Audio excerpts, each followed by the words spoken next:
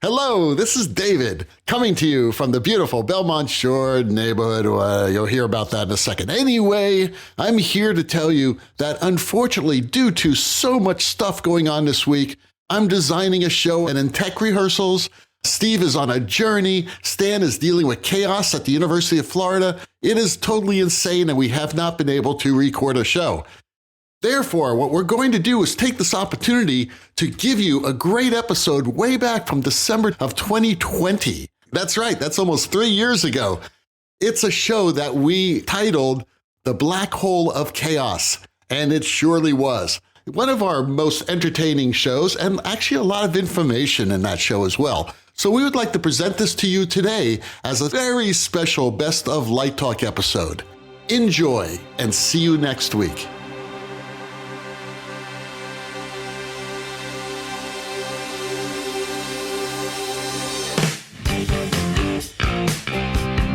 Light Talk.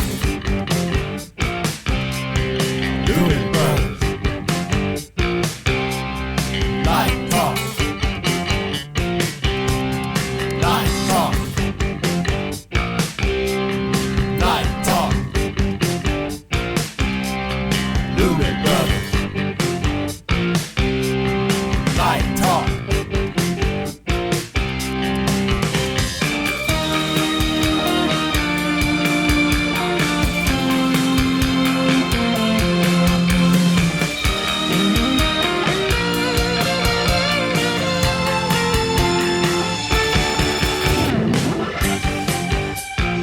Hey, this is Steve in Dallas, Texas. It's Saturday morning, my friend, and you are listening to Light Talk.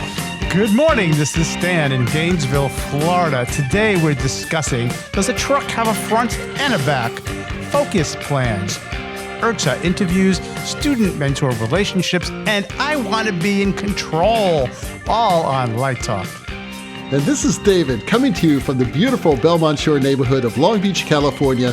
And if you don't already know, you are listening to Light Talk, and we are the Lumen Brothers. Welcome, everyone, to episode 193. Welcome back, approaching 200. My God, 200 episodes. That's crazy. It's time to quit.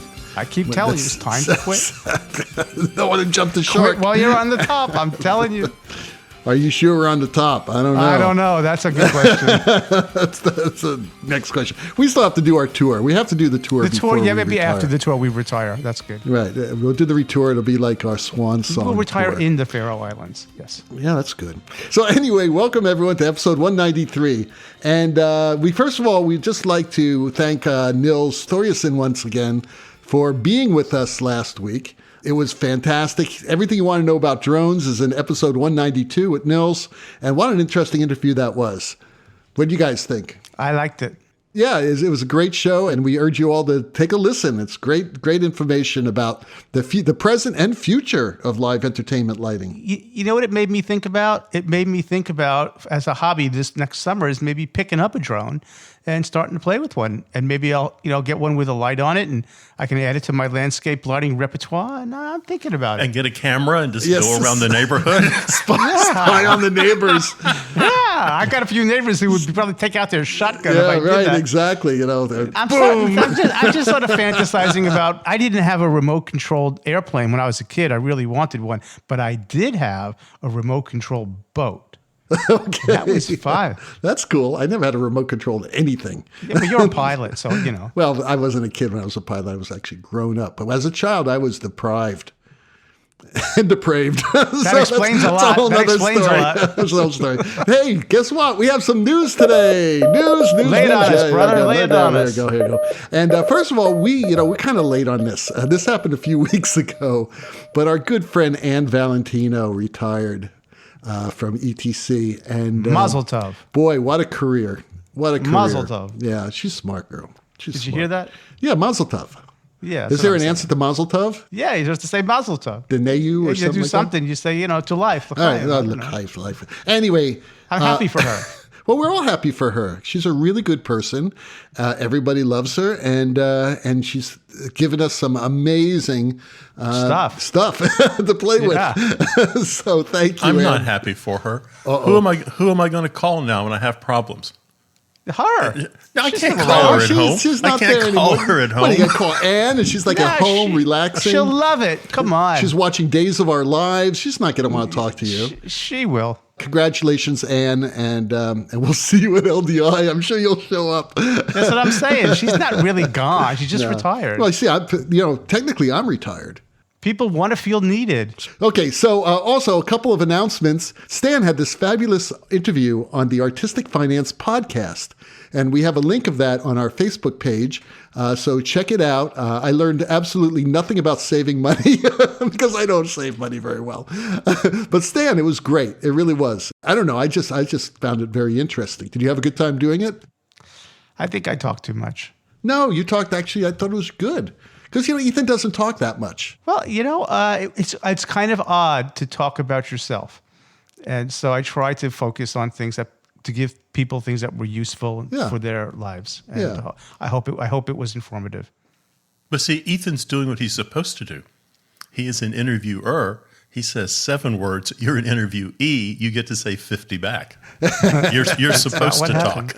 It's funny you say that, Stan, because I also did a webinar a few days ago on lighting for opera from the CSU Design Forum. I went to it. Yes, and there was a link of that on the Facebook page too. And I said the same thing. I got in, I don't know, about 5 minutes in. I said, I'm talking too much. It was actually ended my slideshow. And Scott said, well, you are the guest, Unlike your show, you are the guest. I said, I talk a lot on the show as well, so it really doesn't matter. But yeah, so that was a fun little thing we did there. Fred Kinney and Scott Bowman put together the whole thing, organized it, scheduled it, got everyone together, and it's been a fantastic series of interviews. So check out the CSU Design Forum website. If you just do a search, you'll find it. Or like I said before, we have a link posted on the Light Talk Facebook group page. Yeah, and Steve has some breaking news. Yes, it's coming all the way from Paris, and it's breaking news on the 2024 Olympics. A whole new sport has been added. They're actually having to cut some of the aspects of boxing and wrestling to make time for this new event. And the new event will have 16 athletes in it, 16 men, 16 women, and it's called breaking. Breaking? You break bones? I mean, what is this thing? What do you break? Well, the Olympics, according do to you break wind? Maybe it's a wind break. Maybe it's like a farting contest. According to the little document here, the Olympics, the Paris Olympics, is wanting to make room for events which are more youthful and urban based. Okay. So in 2024, they will introduce breaking, which is breakdancing. Oh. Breakdancing is coming to the Olympics. It's about time. It's only been around for 50 years. They also added surfing this year. So we're going to have surfing in Tahiti. But I can't wait. Does this mean that they have a mirror ball? Are they going to have pieces of Will there be a cardboard? lighting designer involved? Are they going to do it on the streets of Paris? And where is this breakdancing going to take place? That's interesting. But the surfing I'm kind of turned on to because, we're hosting the Olympics in Los Angeles in like 8 years or something like that. And that means that we'll probably have surfing competition right down the street from me in Huntington Beach. Well, they're also adding sport climbing and 3-on-3 basketball. Very interesting. I like the 3-on-3 basketball idea. Youthful and urban. Right. Has nothing to do with lighting. No, but we can figure something out. I think it's very funny, though, it's taken them this long to do breakdancing because that really has been around forever. But it's going to be cool. It's very entertaining. That's for damn sure. The first time I saw breakdancing was in Brooklyn, New York in the 1970s, early 80s. And the guys came in with they would find empty refrigerator boxes on the streets and they would flatten out the cardboard box and they would spin around on the boxes. And they didn't even have a name at that time. I remember lighting some of those guys. That's pretty cool. So let's get started, guys. Steve has our first listener question. It comes from David in Georgia. And David says, I am just getting started in the business. How do you keep a crew focused? I feel that I'm not completely in control some days. Oh, okay. This is a good question. I'm sure we all have different approaches to how we keep our crew in control. But what I would say, there's like 3 or 4 things you have to do. The first thing is you really need to come prepared. Donuts. If you're not donuts are a big thing. There you go. Yeah, it's like the key to the city. If you're not prepared, I mean, it starts right there. You walk in the door and it goes downhill. While you're having your morning donut and cup of coffee, have it with a department head and talk about the goals you're trying to achieve, in the morning and the afternoon. Get a schedule worked out and then leave the department heads alone. Start strong, finish strong. Respect those breaks and be sure to respect the cleanup break at the end of the day.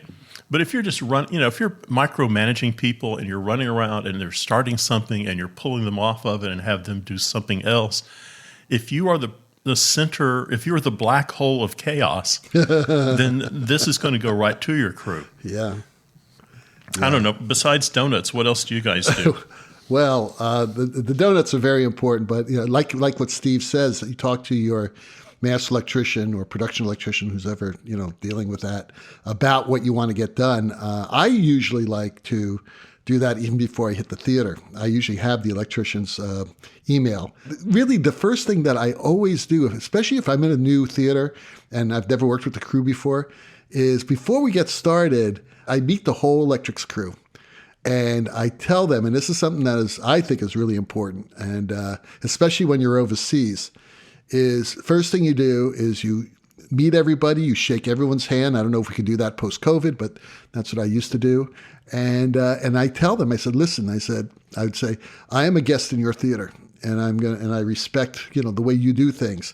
So please keep me informed of breaks or things like that, anything, so I can make sure that I follow your procedures, especially when it comes to safety, because safety procedures are different everywhere.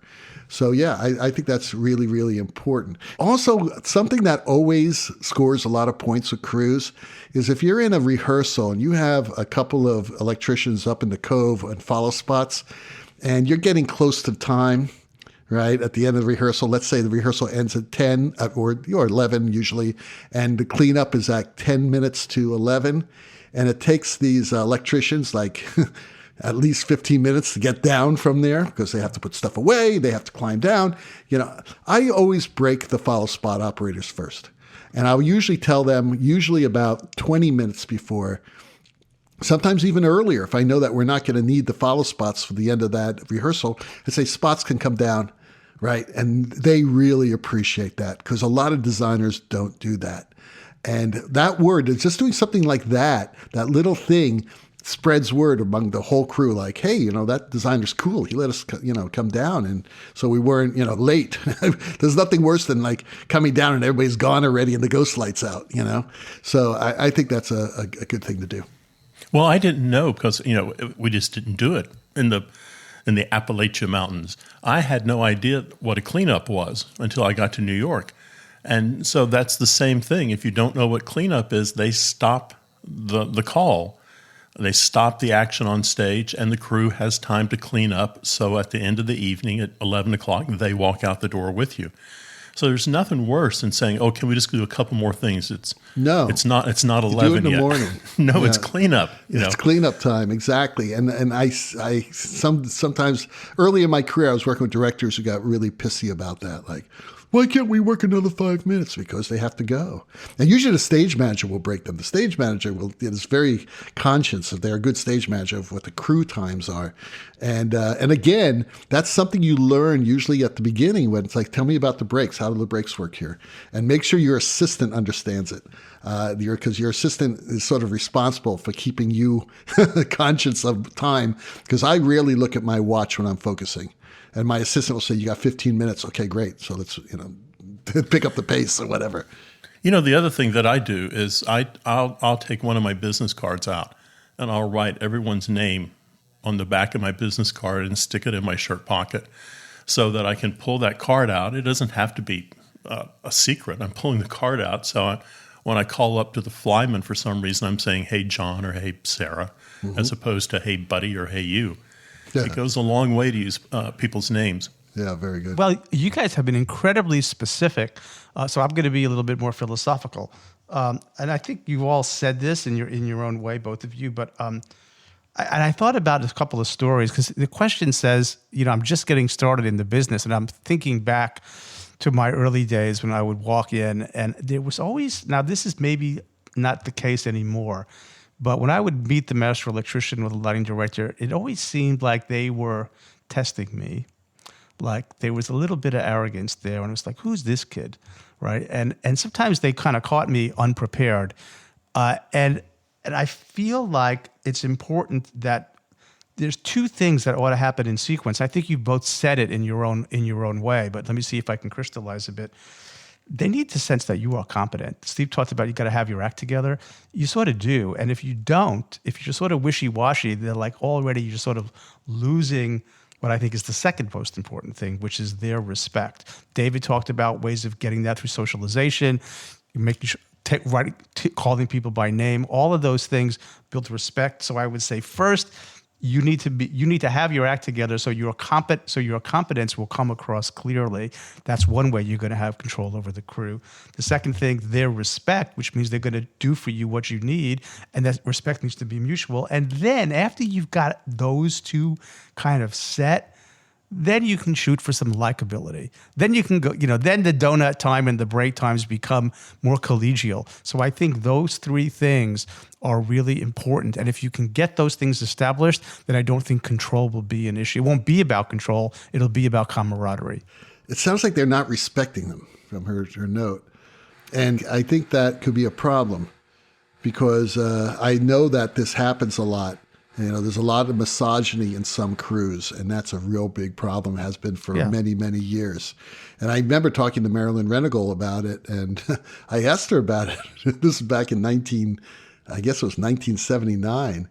And I said, what do you do? She goes, I asked her, I said, why do you always wear a blazer and jeans? I mean, I love the look, but why? And she goes, because I want them to respect me. And I look a lot more respectable. I'm not coming in a dress. I will never come in a dress, but I will come like this, and they respect me. Plus, she's respected because she was a great designer and she knew what the hell she was doing. That's what I'm saying. Competency. It's hard to not respect competency. Yeah. So you sort of have to. So if you're going in and you're wishy-washy and you don't really know where you're headed, then that lack of competency shows. And if you really are competent, you don't have to pretend that you are. You're going to exude it. Right, which gives you another reason to do your sectioning really well. Because if you hung a light and you're ready to focus it and the electrician's up there and you stand up on a platform and that light is blasting into a border. You didn't think it through. That's right. And all the electricians are going to know that you don't know what you're doing or you didn't do your homework. Because, sectioning... Then the respect quotient goes down. It goes way down. It will go diving down.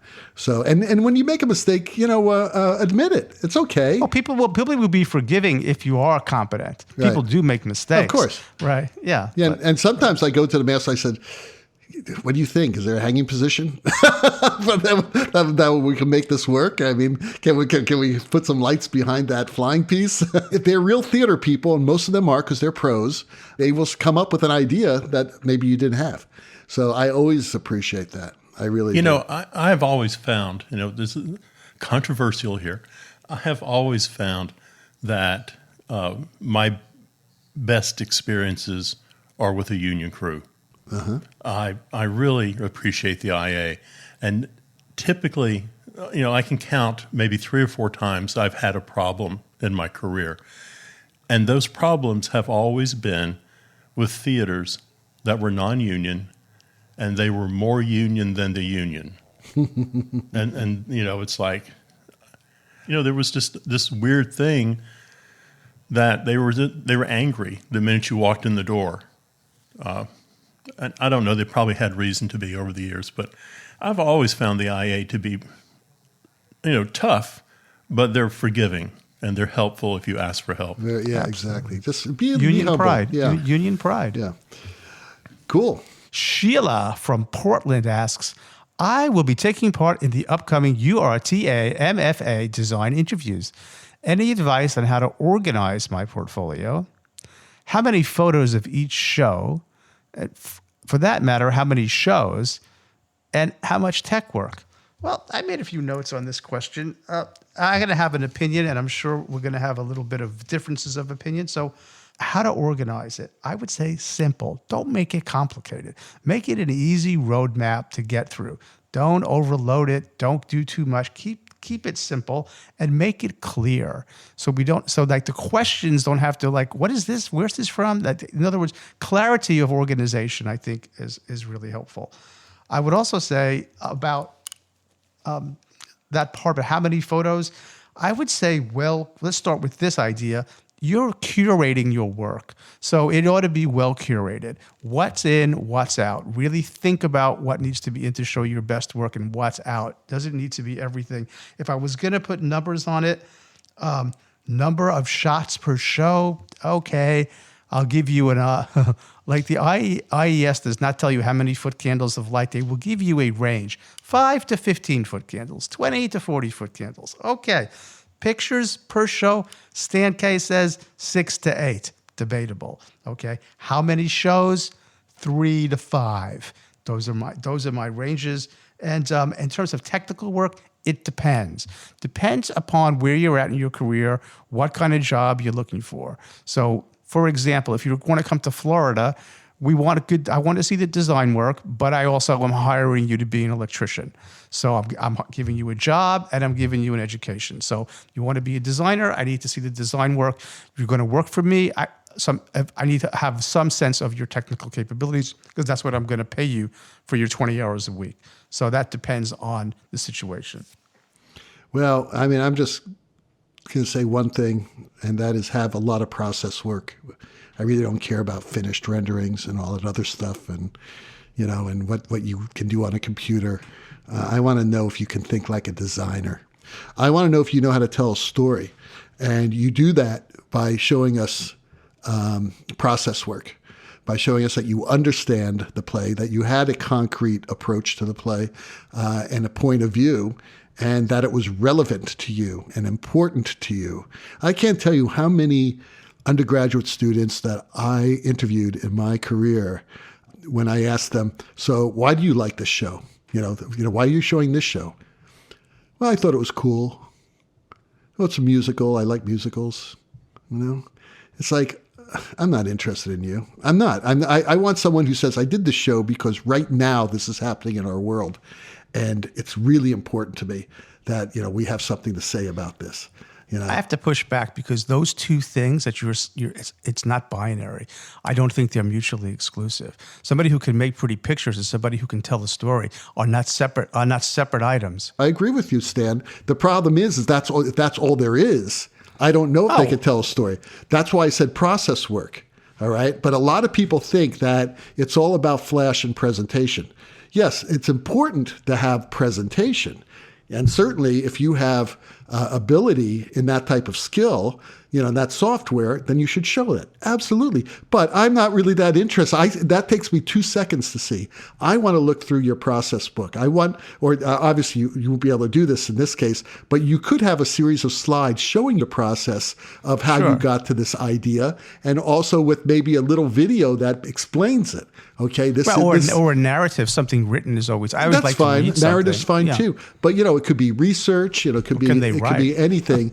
But it needs to tell me that you make a personal connection with the show, because really everything else can be taught. I mean, you go to Stan's school. He has all the stuff he can teach you, and same thing with Steve, right? But they'll also teach you how to design.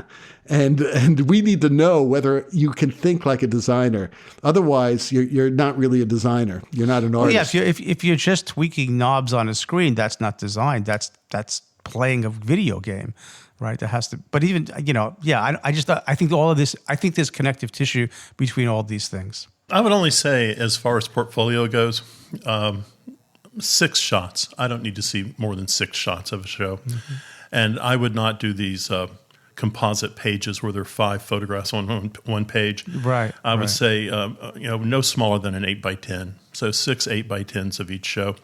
If you're applying for a school and you're saying, I want to do technology and design, then I would probably show my technology than my design work. Otherwise, if you're simply looking at design, I would show my design work. And I'm not so concerned about technology, so I wouldn't even bother showing that. I will tell you a story. I saw this kid years ago in New York, and he had like the worst portfolio I'd ever seen. I mean, it was terrible. And no one interviewed this student. And I thought, I'll do a mercy interview. So I interviewed this kid. And I said, your portfolio is really kind of odd. It's kind of clumsy. Why did you do that? And they said, this is what my teacher told me to do. And I thought what was interesting, I said, well, that's too bad. And then they said, I've got this other stuff underneath my table. And they had boxes. They had brought everything with them. I took that student right into the program because all the stuff he or she had been told not to show was quite fantastic. Wow. And that was light plots, that was process, that was scripts, that was magic sheets, that was notes about how he or she had worked. And, so portfolios are tricky things. I don't think they want to be simply just Kodak moments of a show. I do kind of agree with David. Process is really important. The last thing I would say is don't fall in love with your portfolio. Have someone look at it, and have a director look at it. Have the TD look at it. Have the department chair look at it. Have a lot of people look at the portfolio, and if they say this shot is not very good, then maybe it's not very good. So I would be careful about what you show. Donna G. from Valdosta, Georgia asks, how do you organize a focus? Well, this is very interesting because it sort of relates to our first question about dealing with crews. And I also said a couple of things that I just want to reinforce here because it's really, really important. You organize a focus with your assistant and your master electrician and your technical director. It's that simple. And you do it long before you get to the theater. Most shows that I'm doing nowadays are extremely complex. They have revolves in them, they have flying scenery, they have trucks that move on and off. So you really need to organize that because if you're working in North America, obviously you're going to be very limited in time. And one thing that Steve Shelley I always say this about Steve's book because that first chapter is fantastic. It's on limitations. And it's very important that you know how much time you have in the load-in and how much time you have to focus. Before you do the light plot, you need to know this stuff so that you can actually design a light plot that's possible to focus in that amount of time. Because sometimes there are platforms in the way and sometimes you have to use focus tracks. Sometimes it's a multi-set show and you're going to have to figure out what scenery needs to be in and out and how to most efficiently do this. And this is when your electrician and TD really comes in handy. Always make sure, and it's usually the case, but I just want to make sure that there's always someone on the fly rail because you never know when you're going to need someone to fly some scenery in just to focus one light. And if there's nobody up there and you've got a whole focus crew and you hit that light and you realize that you need that wall in and someone's down on the deck, they need to go up there, you could wait 5-10 minutes. And it brings your focus to a screaming halt. Oh, also, will there be focus tracks? And if there are focus tracks, how do you work with that focus track safely? Again, these are all things you plan before load-in. And usually, again, the master electrician and the tech director said, we're not going to be able to focus this without focus tracks, so then we got to leave some lines for focus tracks. If multiple sets, plan on what you can focus in each set. And again, this is organizing the focus. Which fixtures you're going to focus in each set. And which set you can focus most of the show in. I always start in that set. If I can focus most of the show in Act 2, I will ask them to set up Act 2, and that's where I'll focus, and I'll spend 70% of my time in that act. And then we'll go to Act 3, and I'll focus the 30 lights that are in that act. And then I'll go to Act 1 and focus the 15 lights in that act. And why do I do that? Because going to Act 1, Act 1 is already, saving that for last, Act 1 is already set up for rehearsal that night. You don't have to stop 15 minutes early to set up Act 1 because you're sitting in Act 3. So these little things are really, really important so that it saves time, because you never know what's going to happen with focus. I mean, lamps burn out. I mean, there's a lot of stuff that could happen. You always have to be prepared. And don't get hung up, because, again, if you're working in North America and a light is not working, you got to decide right then whether or not you're going to keep working on that light, or if you just should just cut it and move on. And believe me, I've cut lots of lights in my career.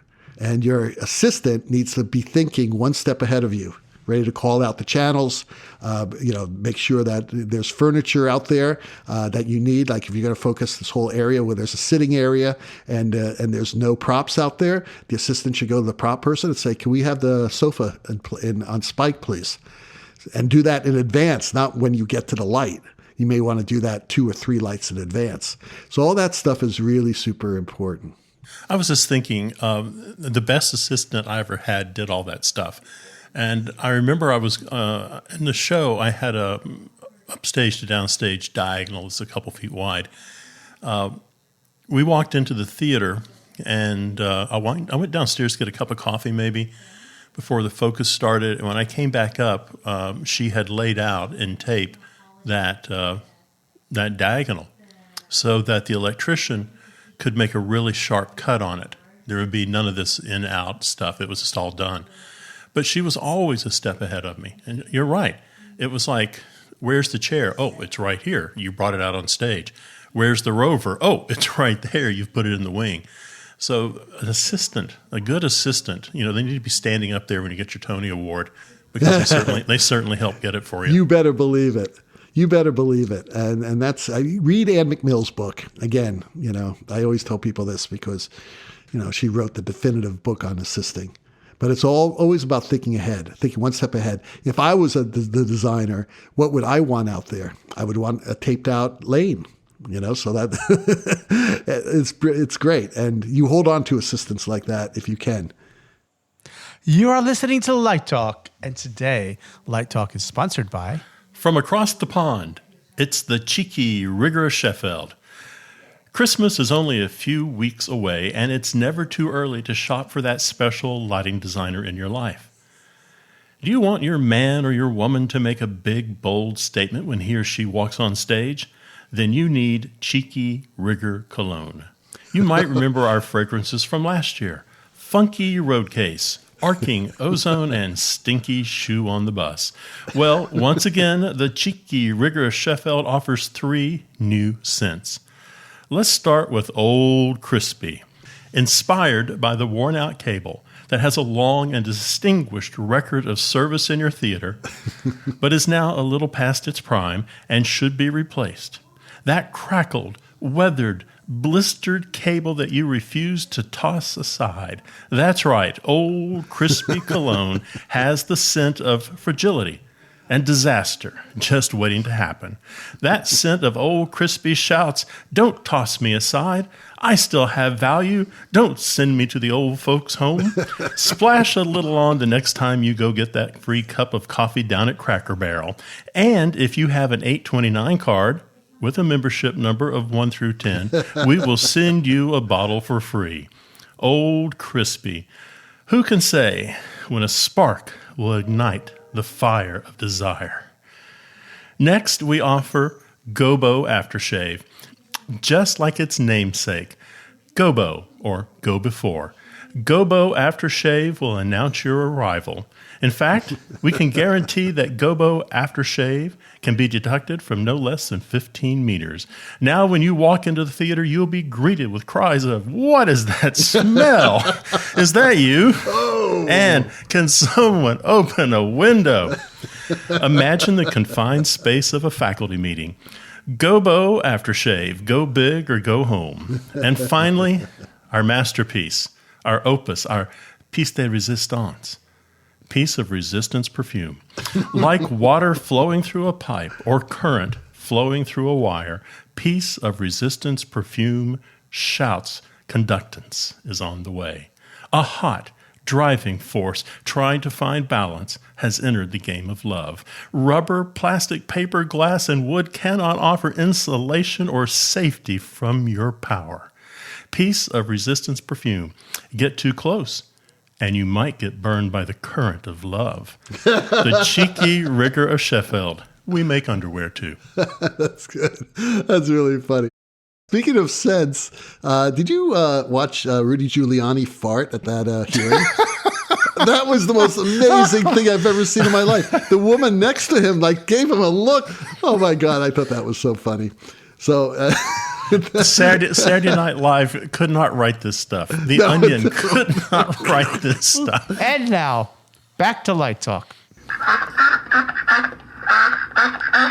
Well, the sound of those crazy ducks tell us that once again it's time for another installment of Let's Talk About.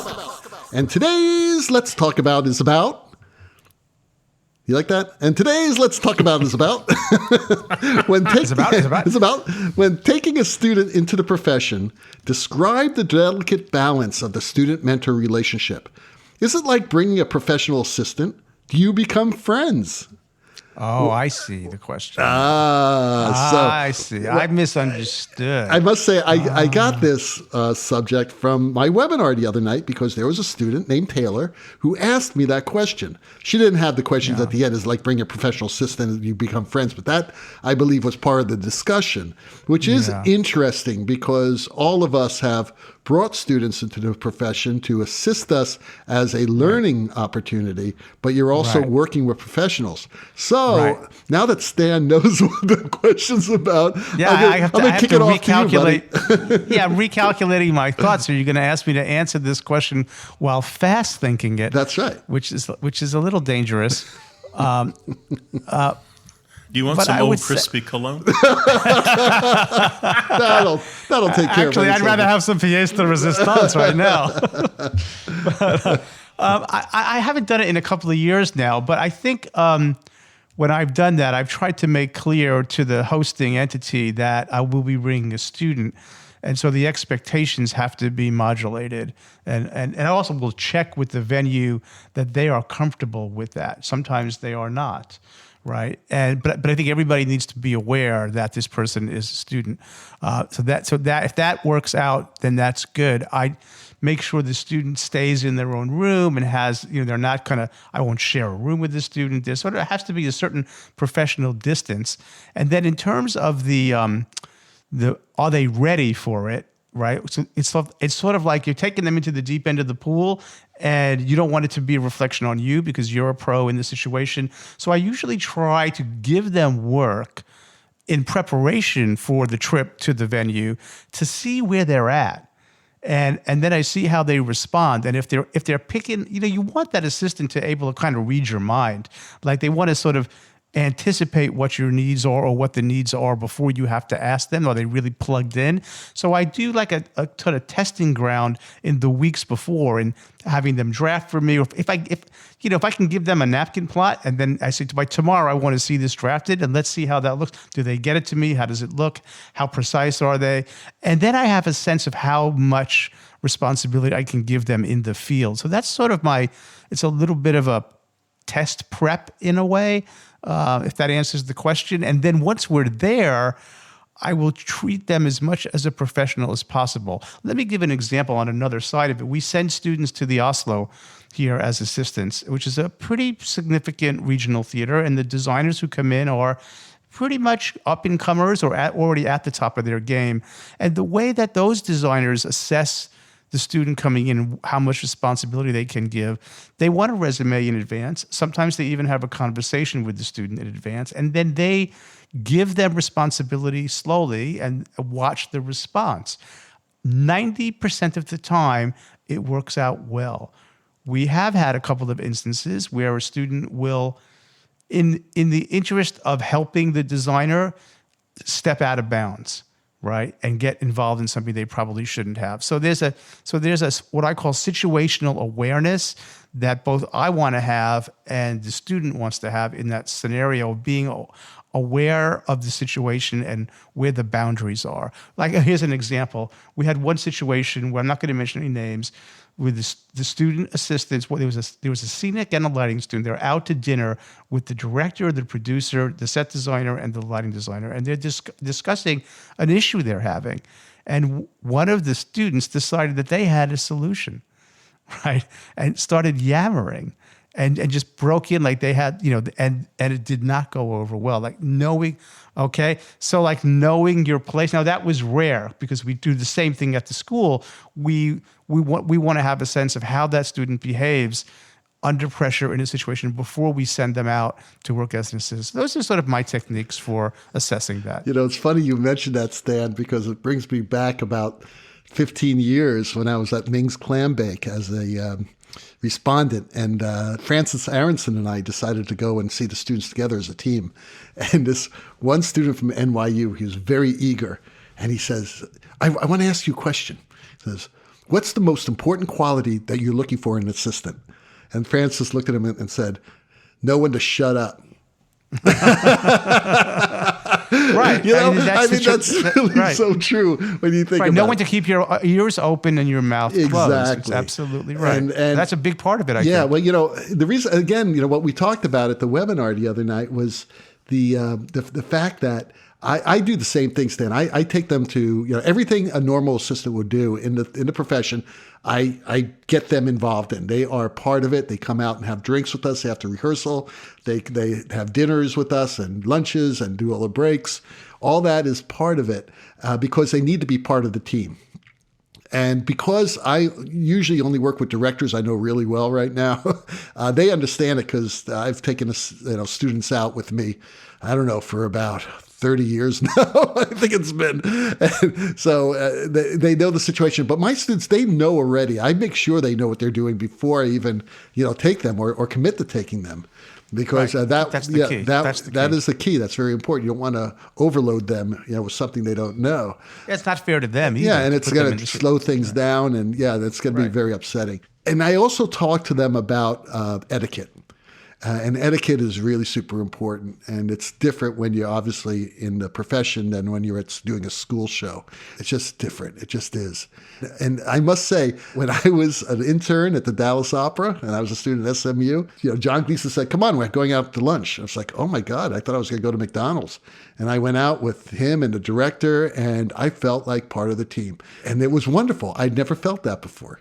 Because as a student, when you go to lunch, usually you're doing something else, or you're still working on the board or whatever. You don't understand that there are really important breaks and that they need to be social. There needs to be a break from the theater and a break from the problems, because it's rare that we go and have lunch and say, okay, how are we going to fix this transition? No. We're not going to do that. We're going to take a break, and I'll figure it out when I'm walking back to the theater. So I think all that's really important. How about you, Steve? Well, I think there's a distinguishing line here.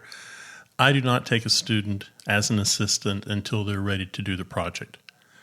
Now, sometimes I take an observer. And I know that's kind of, slicing it a little thin there. But if I take an observer with me, then I say, here's my student, and he or she will be observing us today. And they might do a little paperwork or get us coffee or something, but really they're here to see how a professional crew interacts with the designer and puts a show on. So observers, any senior or first-year student can easily travel with me as an observer. But if I'm going to take an assistant, then that's usually a second or third-year student, and they have got some stuff under their belt, and they're ready to walk into a union house and work. Now, I don't work on Broadway, so that's a whole different world. But as far as regional theater goes or doing something in Europe, I'm perfectly happy with the students I take with me. Yeah. Usually when I do the summers in Central City, I have 2 or 3 assistants. I bring 2 or 3 students with me. Someone is going to be serving as a first assistant, someone as a second assistant, and someone usually as an assistant if I'm doing set design also. And they're assisting me in that vein, or projections or whatever. And that first year student is someone who's already served at Central City the year before, usually as a second assistant. They were taught how to be an assistant from the first assistant. Then the second assistant is usually a new student. Sometimes it's an undergrad. Now I'm just taking undergrads with me. I want to answer the last question. It says, do you become friends? I used to, when I was younger, think it was nice to become friends with students early. Now I'm of a different mindset. My students become my friends post-graduation, not before. That doesn't mean we don't socialize, but we don't become friends until after they graduate. At a school party, or I might have a reception at the house for the design area in a sort of a professional context. But I'm not going to a rock concert with them. I'm not socializing with them. And in fact, I've even to the point where you're going to think I'm crazy here, but I learned this the hard way. They address me as professor, and when they graduate, I say, now you can call me Stan. And it seems artificial, but because what I learned is if you're too informal early and you need to be the authority figure at some point, you can't roll that back once you've broken down that barrier. So I need to have that professional separation until they graduate, and then all that goes away. Well, Steve has our last question of the day. It comes from Robbie in the Texas Panhandle. And Robbie writes, when you pack a truck, what goes to the front and what goes to the back? Or does it even matter? Yes, it Robbie, does. I'm calling Bumpkus on this. Where the heck you from? Are you from California? That's what I'm saying. You He's in the cannot Texas be. Panhandle. You cannot be from the Texas Panhandle. That's my first I thought. want to know what goes in the front or the back. He must live in Dexter. I bet he lives in Dexter, Texas. Okay, so there is a nose and a tail on a semi. So let's just get that out of the way up front. It's a whole lot easier. Let's take that to the nose of the truck. Let's leave that on the tail of the truck. Or let's take it, sometimes up in the front, there's a little elevated area. I've always heard it called the dance floor, but I'm not sure what the real name of it is. So here's the rule of thumb. When you walk into the arena, what is the first thing you need? And whatever the first thing you need, whatever the first thing is you need, it needs to be on the tail of the truck. Absolutely. So, think about it that way. You're walking into the arena. What's the first thing you need? You probably need the power distribution. You probably need the tie-in. You probably need the motors. You probably need the rigging. So that is on the tail of the truck. You definitely need the tape measure. Yes. And probably working your way forward. Think about how your show loads in. Probably working your way forward. There's dimming and control. Then there's probably sound. Then there's probably lights on the nose of the truck. Think about it when you're taking your show down. What is the first thing that's coming down? Probably the lights and the truss. So that would be the first thing in the truck. What is the last thing you're finished with that evening? And that's probably power distribution, motors, and rigging. So yeah, I think it does matter how you pack your truck. All of that sounds absolutely correct in thinking through the load in and load out and where the stuff is. But as a former truck driver, I'll offer another perspective. If you're hauling that thing and you're driving it, there is, and we used to pack trucks quite a bit at Production Arts at 636 11th Avenue in Manhattan for all kinds of tours. There was sort of a desire on a long bed truck to put the heaviest stuff in the nose and the lighter stuff in the back, because if you've got a lot of weight in the back, and once that gets momentum, as the wind hits it and it shifts it, it can just jackknife you. So truck drivers tend to want to put the heavy stuff up front and the lighter stuff on the tail. Well, you probably are if you're putting sound and truss up front. I mean, sound's pretty heavy. Mm-hmm.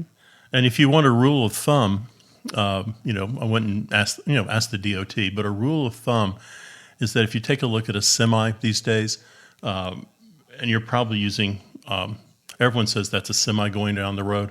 That's probably a dry van trailer is what you're seeing. That's the most common trailer you're going to see on the road. Typically, those trailers can handle 1,000 pounds a foot. Wow. That's amazing. That's a lot of weight. Well, the rockin' sounds of the Luminoids tell us that once again you spent another morning listening to Light Talk. You can hear our show on Spotify, iTunes, Google, YouTube, and just about every podcast site out there. Check out our website on lighttalk.org for future guests, and be sure to follow us on Facebook and subscribe to our podcast. That way you will not miss a second of Light Talk insanity. No guarantee is offered regarding the accuracy of any statements or opinions made on this podcast. However, if you do decide to litigate us, the law firm Reflect, Flocked, Flare, and Glare, and their paralegal, Snoot, will defend us until our retirement funds are depleted. And by the way, I think Giuliani's joining the team. They kicked He's looking for a job. He is looking, but can we afford the $20,000 a day? Listen, as long as he can fart in public, that's all he cares about. Light Talk is written and produced by the Lumen Brothers, coming to you from Long Beach, Gainesville, and from deep in the heart of Texas. And be sure to join us next week when we talk about more crazy happenings in our crazy industry. All of that and a new sponsor. Light Talk, broadcasting questionable Lumen knowledge and humor around the world. So we'll see you all next Saturday morning. Bye-bye from Light Talk. Toodles. Ho, ho, ho.